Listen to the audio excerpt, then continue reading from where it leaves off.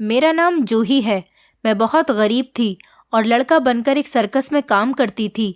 किसी को भी नहीं पता था कि मैं एक लड़की हूँ। सर्कस देखने एक आदमी आता तो वो मुझे बहुत सारे पैसे दे देता और सर्कस के मालिक से मिलने अंदर चला जाता था। मुझे इस बात पर बड़ी हैरत होती थी, आखिर वो आदमी मुझे क्यों पैसे देता है।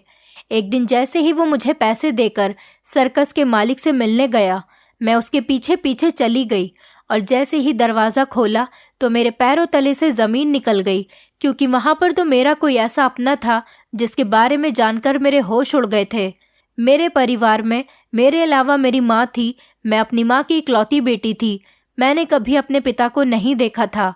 मैंने जब से होश संभाला था तब से हमेशा ही अपनी माँ का चेहरा देखा था और अपनी माँ को ही अपने इधर उधर पाया था। पिता क्या होता है, उसका प्यार क्या होता है, उसकी पहचान क्या होती है, न मैंने कभी देखी थी और न ही कभी महसूस की थी। मेरा मन तो बहुत करता था कि मैं अपने पिता को देख सकूं और उनसे मिल सकूं, उन्हें प्यार कर सकूं, उनसे बातें कर सकूं, मगर जो लोग दुनिया से चले जाते हैं उनसे मिलने की ना तो कोई उम्मीद बाकी रह जाती है और ना ही उन्हें देखने की कभी चाहत पूरी हो पाती है। ऐसा ही सब कुछ मेरे साथ भी हुआ था।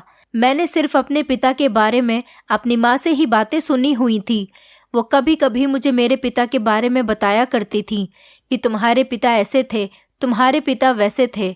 मेरी माँ ने बताया था कि जब मैं 1.5 साल की थी तब मेरे पिता की अचानक बहुत ज़्यादा तबीयत खराब हो गई थी। उनका काफ़ी इलाज करने के बावजूद भी वो बच नहीं सके थे और इस दुनिया से हमें छोड़कर चले गए थे। उसके बाद मेरी माँ बेसहारा हो गई थी और वो मेरे पिता के छोटे भाई मतलब मेरे चाचा के पास चली गई थी। मगर मेरी चाची को हमारा वहाँ पर रहना पसंद नहीं आया था। वो हमेशा हमें अपने घर में रखने के और खाने के ताने देती रहती थी। इसलिए मेरी माँ ने छोटी मोटी नौकरी तलाश की और चाचा जी का घर छोड़कर हम दोनों माँ बेटी किराए के घर में रहने लगे थे। चाचा जी ने तरस खाकर हमारे दादा के घर में से मेरे पिता का हिस्सा मेरी माँ को दे दिया था, क्योंकि जिस घर में मेरे चाचा चाची रहते थे वो मेरे दादा का घर था और मेरे पिता दूसरे घर में रहा करते थे। चाचा जी को जब पता चला कि हम लोग उनका घर छोड़कर किराए के घर में चले गए तो उन्होंने उस घर में से जो मेरे पिता का हिस्सा बनता था उसके पैसे मेरी माँ को दे दिए, जिस पर भी मेरी चाची ने काफ़ी हंगामा मचाया था। मगर चाचा जी ने उनकी कोई भी बात सुने बिना ही मेरी माँ को हिस्से के पैसे दे दिए थे, ताकि उन पैसों से उनकी और मेरी ज़िंदगी में कुछ तो सुकून आ सके। उन पैसों से मेरी माँ ने एक छोटा सा घर खरीद लिया था। घर तो छोटा था लेकिन हम दोनों माँ बेटी के रहने के लिए काफ़ी था। मेरी माँ इतनी पढ़ी लिखी नहीं थी कि उन्हें कहीं अच्छी जगह नौकरी मिल जाती, इसलिए वो एक अस्पताल में साफ सफाई का काम करके अपना और मेरा पेट पाल रही थी। मेरी माँ ने मेरा अच्छे स्कूल में एडमिशन भी करवा दिया था और वो हर चीज़ लाकर दिया करती थी जिसकी मुझे ज़रूरत होती थी, और वो मेरी छोटी से छोटी और बड़ी से बड़ी डिमांड को भी पूरी किया करती थी। आखिरकार माँ होती ही ऐसी है, शायद जो खुद कितनी भी मुश्किल उठाए मगर अपनी औलाद को हर वो चीज़ देने की कोशिश करती है जो उसकी औलाद की चाहत होती है। अपनी औलाद को उसकी पसंद की चीज़ दिलाने के लिए माँ खुद भी मेहनत करने के लिए तैयार हो जाती है और इसीलिए भगवान ने माँ के कदमों में स्वर्ग बनाया हुआ है। स्कूल से आकर मैं सारा टाइम अपनी माँ के साथ ही गुजारा करती थी। मेरी माँ अस्पताल से आ जाने के बाद घर में भी लोगों के कपड़े सिलाई किया करती थी। मेरी माँ बहुत टैलेंटेड औरत थी। मेरी माँ से हर काम आता था, बस सिर्फ वो शिक्षा से ही पीछे थी। जब मैं छोटी थी तो उनका इतना ज़्यादा काम करने से मुझे गुस्सा आ जाता था और मैं चिढ़ने लगती थी। मैं चाहती थी कि वो सारे काम छोड़कर मेरे साथ टाइम स्पेंड किया करे। ऐसा नहीं था कि वो मेरे साथ टाइम स्पेंड नहीं करती थी, मगर मैं चाहती थी कि मेरे घर आ जाने के बाद वो बिल्कुल फ्री रहा करे और ये सारे काम भी ना किया करे। लेकिन वो क्या करती? अगर वो काम नहीं करती तो फिर घर का खर्च कैसे चलता? और ये बात वो मुझे समझा नहीं सकती थी। मैं गुस्से में उनसे कह दिया करती थी कि वो मुझे बिल्कुल भी प्यार नहीं करती, सिर्फ उनको अपने काम से ही प्यार है, इसलिए तो वो मेरे साथ टाइम स्पेंड नहीं करती। वो बस पैसा कमाने से ही मतलब रखती हैं, इसलिए तो वो सिर्फ पूरा दिन काम में ही लगी रहती। मगर जब मैं बड़ी हुई तो मुझे पता चला कि उन्हें मोहब्बत काम या पैसों से नहीं बल्कि मुझसे है। तभी तो वो मेरी हर ज़रूरत और चाहत को पूरा करने के लिए वो दिन रात नहीं देखती थी, सिर्फ काम ही करती रहती थी। वो सच में मुझे इतना प्यार करती है कि मेरी शिकायतें भी हंसकर सुन लिया करती थी। मैंने इंटर भी कंप्लीट कर लिया था। अब मेरी माँ मेरा कॉलेज में एडमिशन करवाना चाहती थी, मगर मुझे सिर्फ पढ़ाई ही नहीं करनी थी, उसके साथ मैं कुछ और भी करना चाहती थी जिससे पैसे कमाए जा सकते और मेरी माँ के कंधों का बोझ कुछ कम हो जाता। मैंने घर में ही आस पड़ोस के बच्चों को ट्यूशन पढ़ाना शुरू कर दिया था, जिससे मेरे पास थोड़े बहुत पैसे आने लगे थे। माँ के लाख मना करने पर भी मैंने यही कहा था कि मुझे बच्चों को ट्यूशन पढ़ाने से ना रोकें। वैसे भी कॉलेज से आने के बाद मैं सारा दिन फ्री ही तो रहती हूँ, क्योंकि हम दोनों माँ बेटी का इतना कोई खाना पीना भी नहीं होता था। माँ दोपहर में खाना बना लिया करती थी तो वो शाम तक चलता था, और घर की सफाई भी एक बार लग जाती थी तो शाम तक चल जाती थी, क्योंकि घर में कूड़ा करकट करने वाला कोई ऐसा मौजूद ही नहीं था जिसकी वजह से घर गंदा हो सके। अगर ऐसे में मैं बच्चों को पढ़ा भी दूंगी तो मुझे कुछ पैसे ही मिल जाया करेंगे।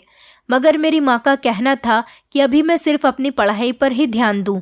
उनको लगता था कि कहीं मैं इन सब में पढ़कर अपनी पढ़ाई पर ध्यान देना कम न कर दूं, लेकिन मैं अपनी माँ को यकीन दिलाती थी कि ऐसा नहीं होगा।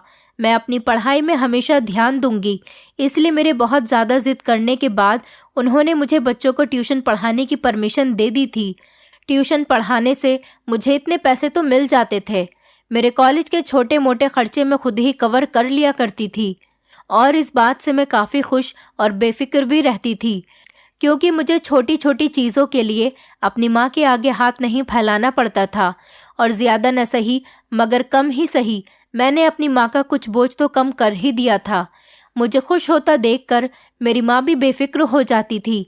कुछ साल इसी तरह से गुजर गए थे और मेरा बीए भी कंप्लीट हो चुका था। पढ़ाई में मैं बचपन से ही बहुत इंटेलिजेंट रही थी, इसलिए हर बार मैं अच्छे नंबरों से ही पास आती थी। माँ मुझे ज़्यादा से ज़्यादा पढ़ाना चाहती थी।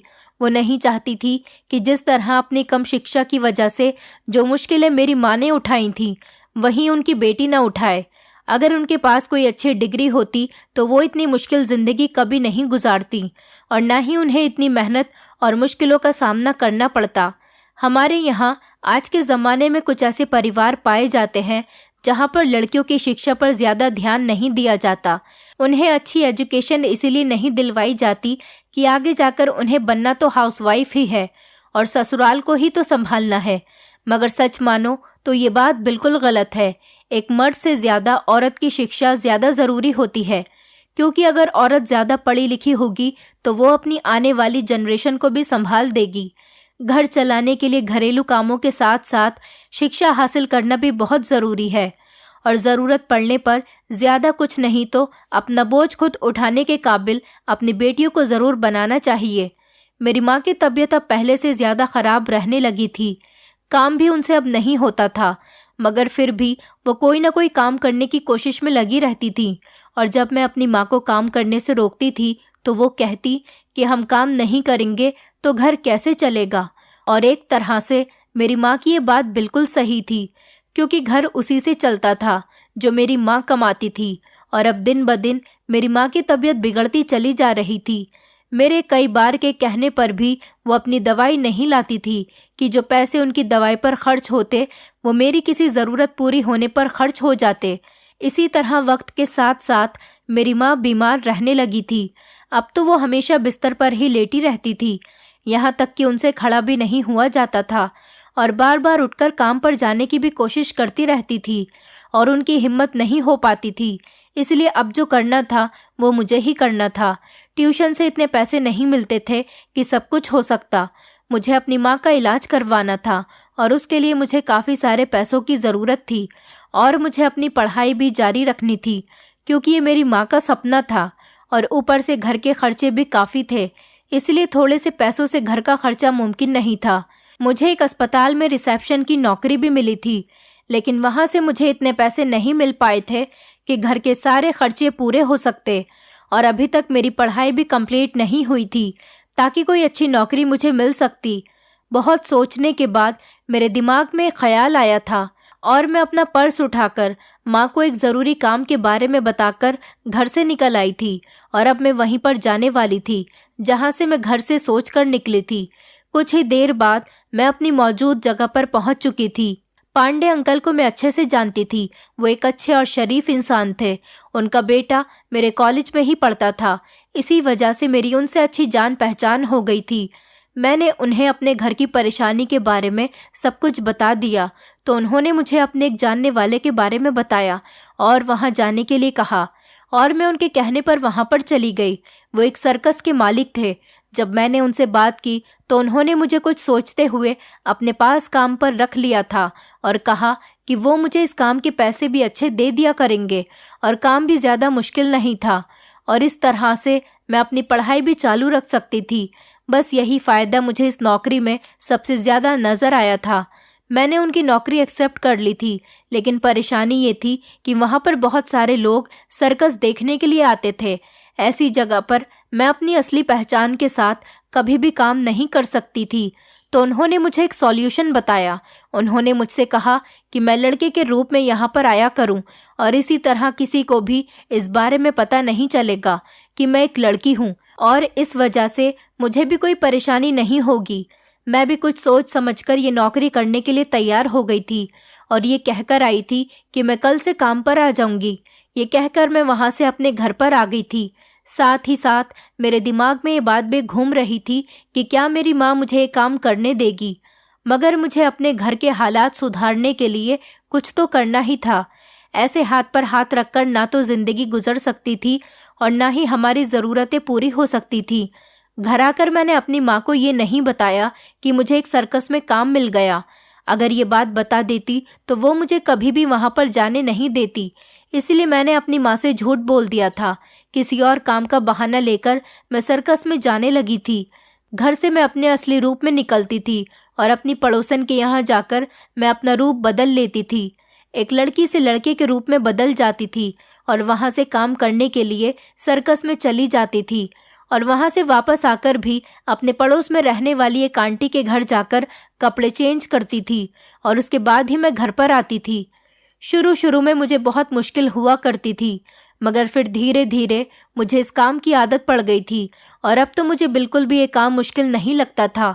मुझे वहाँ पर काम करते हुए 20 दिन हो गए थे और मुझे वहाँ के मालिक ने 20 दिन में ही सैलरी दे दी थी, क्योंकि पांडे अंकल ने मेरी वहाँ पर सोर्स लगा दी थी। पांडे अंकल की सर्कस के मालिक से बहुत अच्छी जान पहचान थी। मेरे घर की परेशानी देखते हुए वहाँ के मालिक ने मुझे जल्द ही सैलरी दे दी थी। उन पैसों से ज़्यादा तो नहीं, लेकिन थोड़ी बहुत ही हमारे घर की परेशानियाँ ख़त्म हो जाया करती थी। माँ की दवाई और घर का खर्च चल ही जाता था। अपनी पढ़ाई पर भी मुझे कुछ पैसे खर्च करने पड़ जाते थे और मेरा पढ़ाई पर भी ध्यान कम होने लगा था। लेकिन मैंने अपनी माँ से यही कहा हुआ था कि मेरा अपनी पढ़ाई पर पूरा ध्यान है और मैं दिल लगाकर अपनी पढ़ाई कर रही हूँ, ताकि मेरी माँ का दिल न दुखे, और वो मेरे इस झूठ पर खुश हो जाया करती थी। सर्कस में मुझे काम करते हुए अब दूसरा महीना भी लगने वाला था।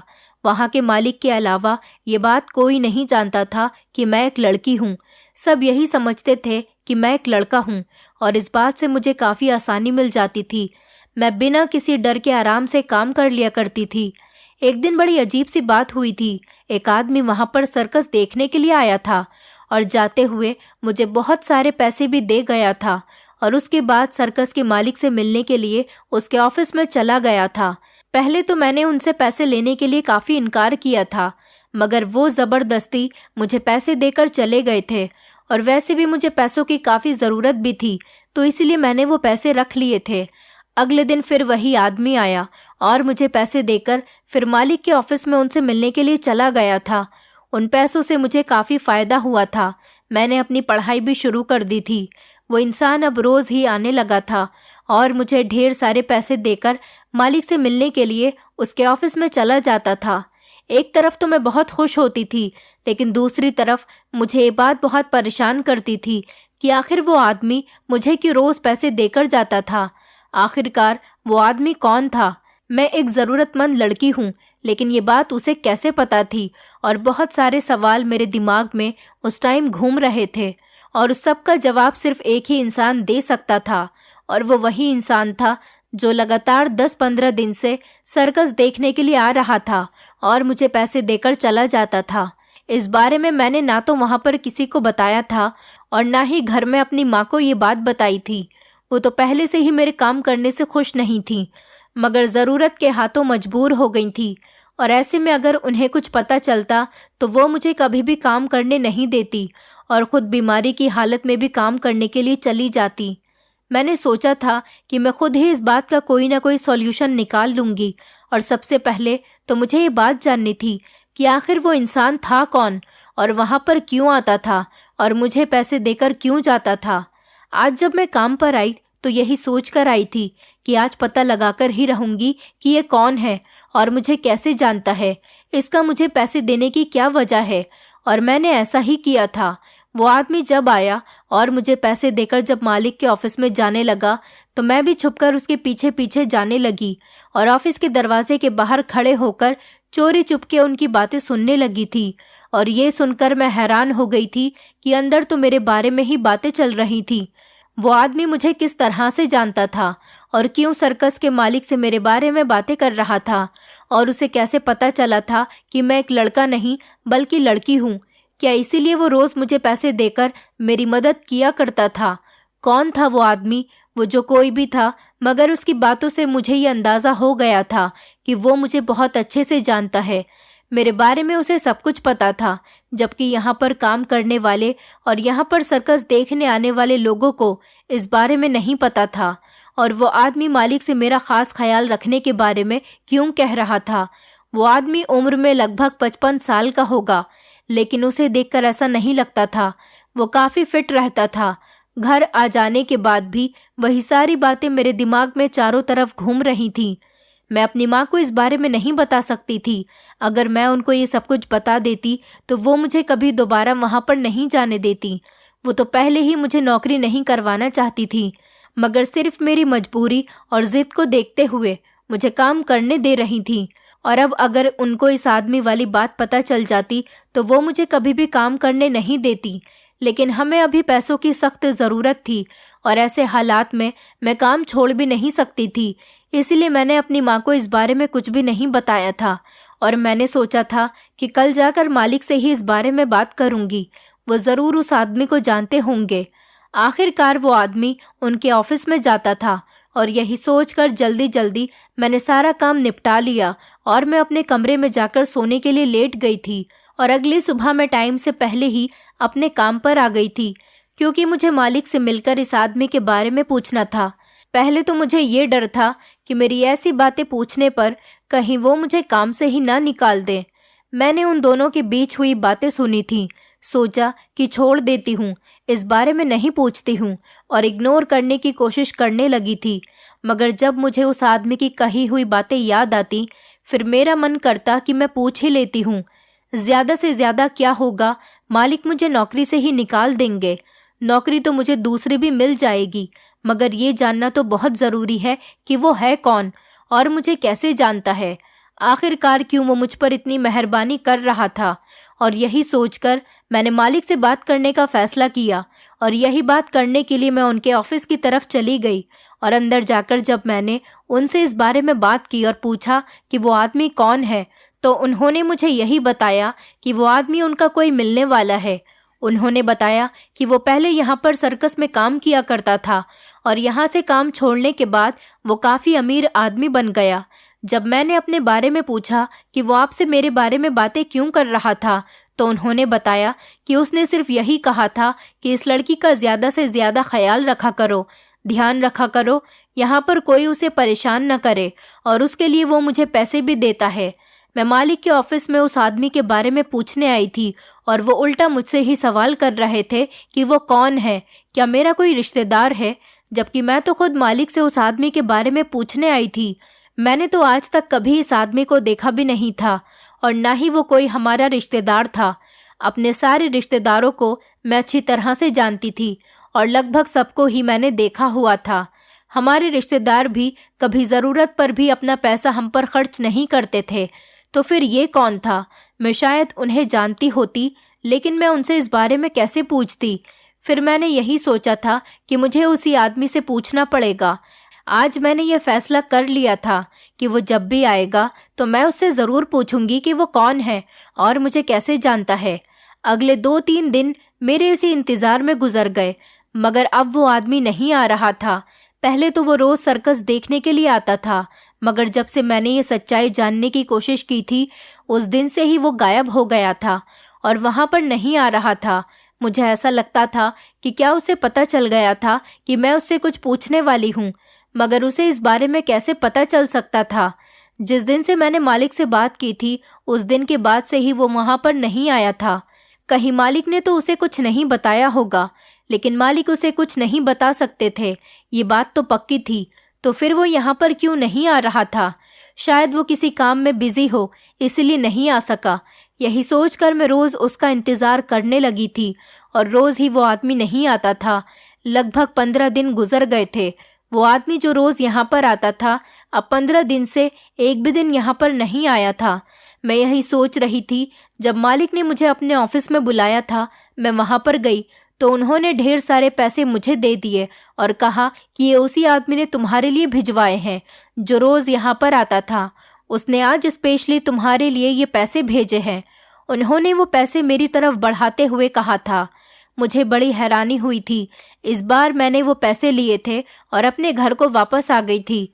सारी रात मुझे नींद नहीं आई थी, यही सोचकर कि वो कौन है। मुझे उससे एक बार तो मिलना ही था, मगर मैं कैसे उससे मिल सकती थी? अब तो उसने वहाँ पर आना भी छोड़ दिया था। मैं करूँ तो क्या करूँ?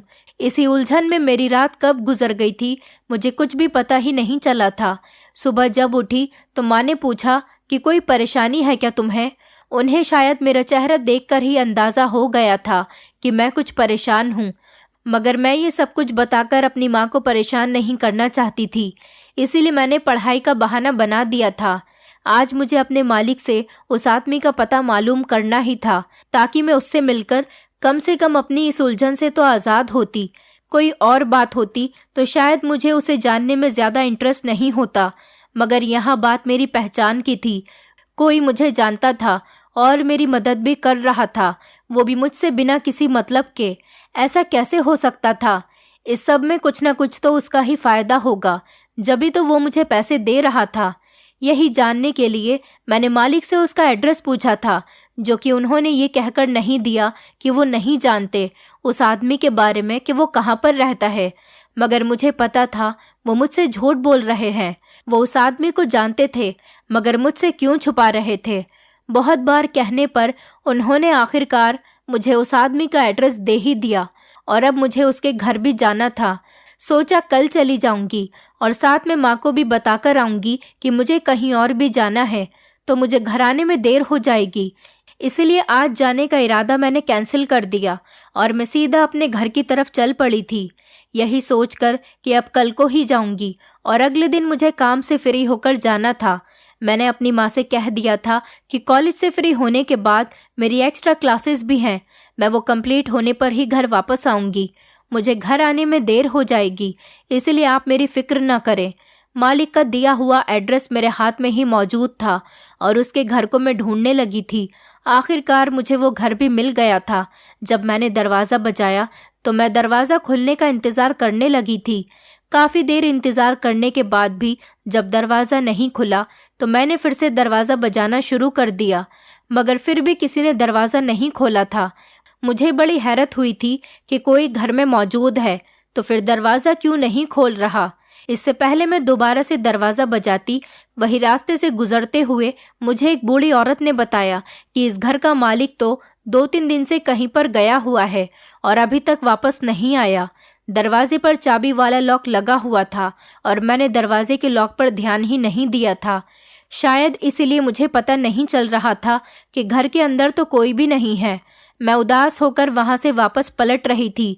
आज मैं बड़ी उम्मीद लेकर यहाँ पर आई थी कि आज मैं उस आदमी से अपने हर सवाल का जवाब लेकर ही आऊंगी, मगर घर को बंद देखकर ऐसा लग रहा था कि अब ये राज सिर्फ राज ही रहेगा।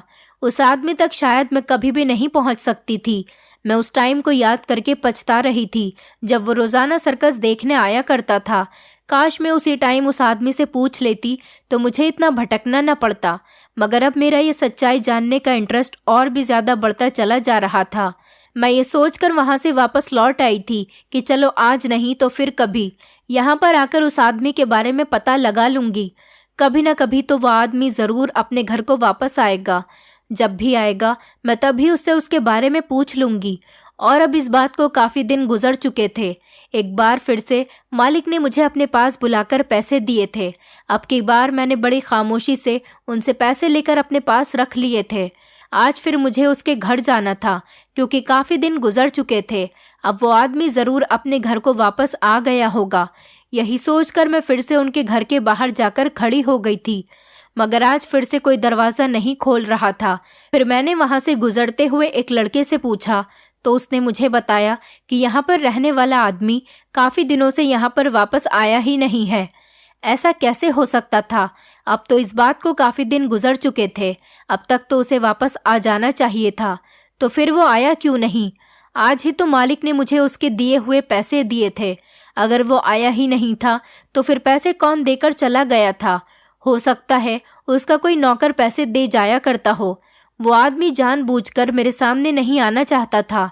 अब तो मुझे साफ साफ ऐसा ही लगने लगा था। मगर वो ऐसा क्यों कर रहा था और क्यों वो मुझसे भाग रहा था? और मैं उस दिन की तरह आज भी नाउमीद होकर उसके घर से वापस लौट रही थी। वहां से लौटते टाइम मुझे याद आया था कि मैं अपना पर्स मालिक के ऑफिस में ही भूल कर आ गई थी। इसलिए मैं वापस सर्कस की तरफ जाने लगी थी। वहां से सारे लोग अपने अपने काम से फ्री होकर लगभग जा ही चुके थे। कुछ ही लोग थे जो वहां पर मौजूद थे। मैं जैसे ही मालिक के ऑफिस में जाने लगी तो मुझे कोई जानी पहचानी सी आवाज़ सुनाई देने लगी थी।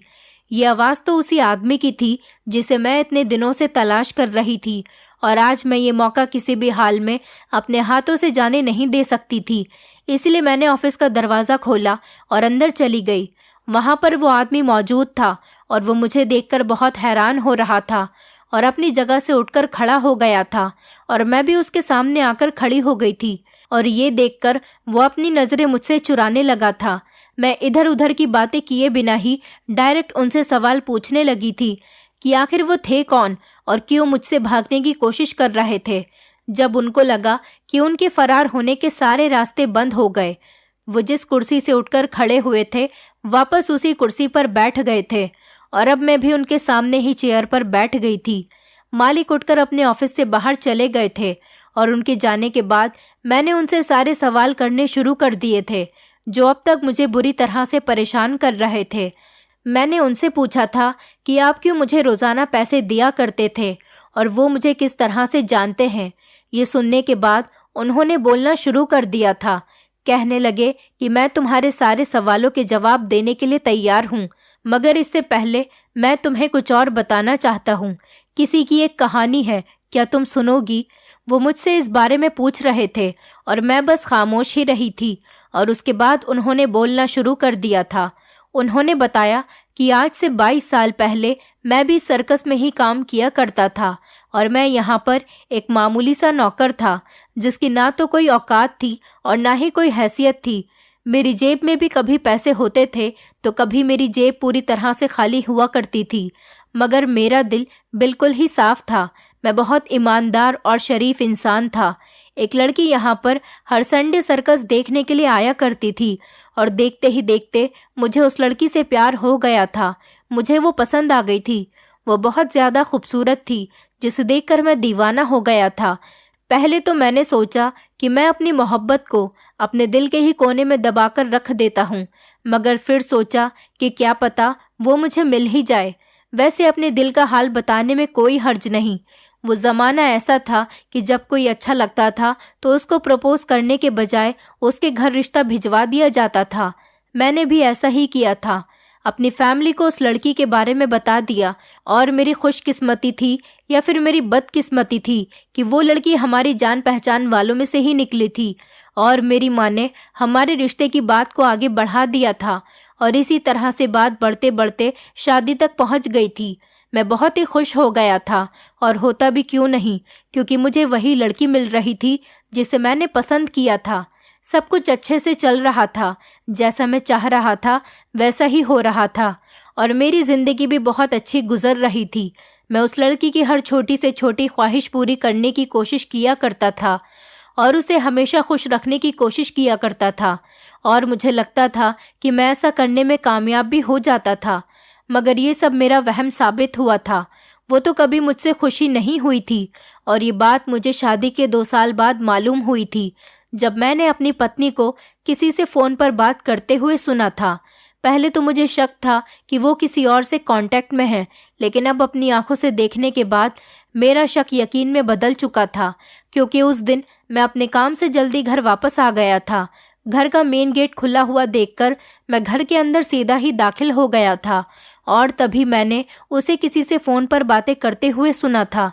मैं उसकी सारी बातें सुन चुका था, लेकिन फिर भी अनजान बनने की कोशिश कर रहा था, और फिर मैंने अपनी पत्नी से कोई सवाल नहीं किया।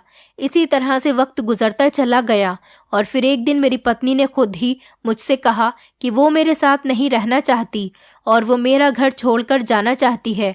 उसने मुझसे डाइवोर्स की डिमांड कर दी थी। मुझे उस दिन ऐसा लगा था जैसे मेरे पैरों तले से ज़मीन निकल गई थी। मेरे पास अब उसे रोकने की कोई वजह भी तो नहीं बची थी, क्योंकि वो खुद ही मेरे साथ नहीं रहना चाहती थी। इसलिए मैं उसके साथ कोई ज़बरदस्ती नहीं कर सकता था। अपने दिल पर पत्थर रखकर मैंने जिस तरह से उसकी पहली गलती माफ़ की थी, इसी तरह से मैंने अपने दिल पर पत्थर रखकर उसकी ये आखिरी डिमांड भी पूरी कर दी थी। डाइवोर्स लेने के बाद वो मुझे छोड़कर चली गई थी, और मेरे साथ में मेरी और अपनी 1.5 साल की बेटी को भी लेकर चली गई थी। मैंने भी अपनी बेटी को जाते हुए नहीं रोका था, क्योंकि वो लेकर जा रही थी तो मैंने अपनी बेटी को जाने दिया था। उसने मेरे साथ जो भी किया था, लेकिन मैं तो उससे प्यार किया करता था, इसलिए बेटी को उसे दे दिया था, ताकि माँ होते हुए भी वो अपनी बेटी के लिए ना तरसे। मेरा क्या था, मुझे तो वैसे भी अब सारी ज़िंदगी तड़पना ही था, और वैसे भी बच्चे को माँ की ज़्यादा ज़रूरत होती है, ना कि पिता की। और मुझे पूरा यकीन था कि वो जिससे प्यार करती थी और जिससे उसका अफेयर चल रहा था, वो लड़का भी ज़रूर उससे प्यार करता होगा, और शायद उसकी मोहब्बत में मेरी बेटी को भी अपना लेगा। बस यही सोचकर मैंने उन दोनों को जाने दिया था। मैंने उसके जाने के बाद किसी और से शादी भी नहीं की थी। ना तो मेरा दिल दूसरी शादी के लिए कर रहा था, और ना ही मुझे दूसरी शादी करने की कोई ज़रूरत थी। टाइम गुजरता चला गया, और उसके साथ साथ ज़िंदगी में भी बदलाव आते चले गए। मैंने अपना सारा ध्यान अपने काम में लगाना शुरू कर दिया, और आज मैं अपनी मेहनत की वजह से एक बहुत बड़ी कंपनी का मालिक बन गया हूँ। और वो इतनी बात कहकर खामोश हो गए थे, और मैं सोच में पड़ गई थी कि न जाने ये कहानी उन्होंने मुझे क्यों सुनाई थी। फिलहाल मुझे इस बात से कोई मतलब नहीं था। मुझे तो बस अपने सवालों के जवाब चाहिए थे, जो मैंने उनसे पूछना शुरू कर दिए थे। मैंने उनसे कहा कि आप मुझे कैसे जानते हैं। मेरा पहला सवाल यही था, और मैंने पूछ भी लिया था, मगर जो जवाब मुझे मिला था उसने मुझे कुछ आगे पूछने के काबिल ही नहीं छोड़ा था। वो जो मेरे सामने बैठे हुए थे वो कोई और नहीं बल्कि मेरे अपने पिता थे। मुझे लगा था जैसे कि मैं अपने होश में ही नहीं हूँ। मैं तो अपने बचपन से ही यही सुनती आ रही थी कि मेरे पिता बचपन में ही किसी बीमारी के कारण मर गए थे, मगर आज वो मेरे सामने बैठे हुए थे, जिंदा और बिल्कुल ठीक और सही सलामत, जिनको मैं अपनी आंखों के सामने बैठा हुआ देख रही थी। न जाने इतना बड़ा सच मुझसे क्यों छुपाया गया था।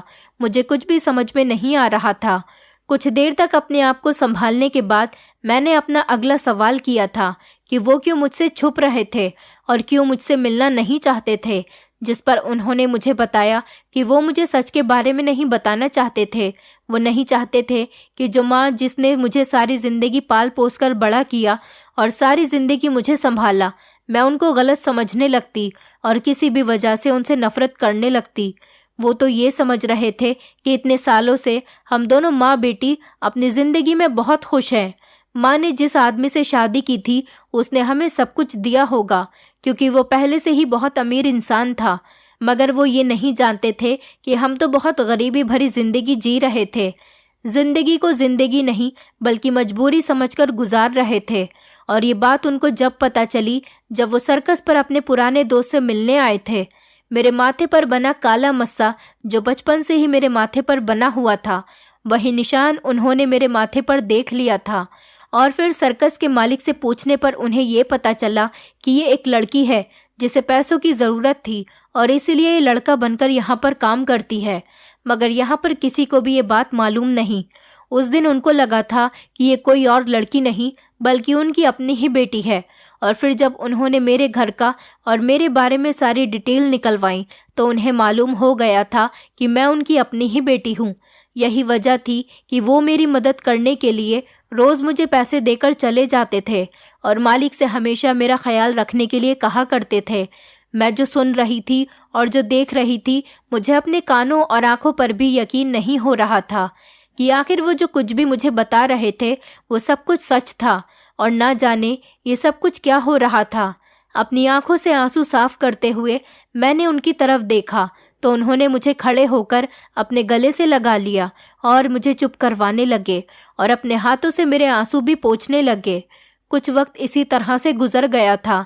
जैसे ही मुझे टाइम का अंदाज़ा हुआ, मैं उनसे अलग हुई और मैंने अपनी वॉच में टाइम देखा तो काफ़ी सारा टाइम गुजर चुका था और मुझे माँ की फ़िक्र हो रही थी, क्योंकि माँ भी मेरे इंतज़ार में घर में परेशान हो रही होगी और वो ज़रूर मेरे देर से घर जाने पर मुझ पर गुस्सा करेगी।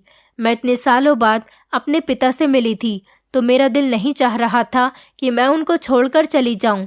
न जाने कब से मैं अपने पिता की मोहब्बत के लिए तरस रही थी और आज अपने पिता को अपनी आंखों के सामने देखकर मेरे दिल में एक अजीब सही अरमान जाग रहे थे। मगर मेरी मजबूरी थी और मेरा जाना भी ज़रूरी था।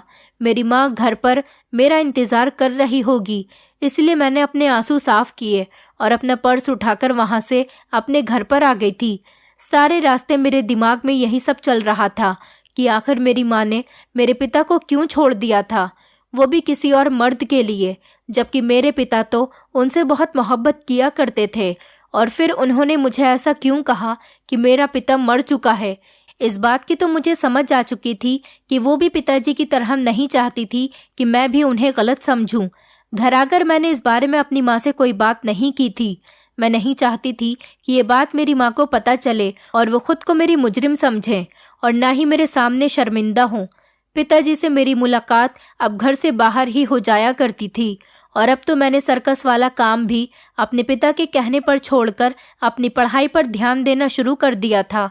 मैं घर से निकलती तो माँ को काम के बारे में कहकर जाती और घर से बाहर निकलते ही पिताजी से मिलने चली जाती थी। वहाँ पर बैठकर मैं पढ़ाई किया करती थी। कभी मेरे पिताजी मुझे मेरे बचपन की फ़ोटोज़ दिखाया करते थे तो कभी अपनी और माँ की शादी की।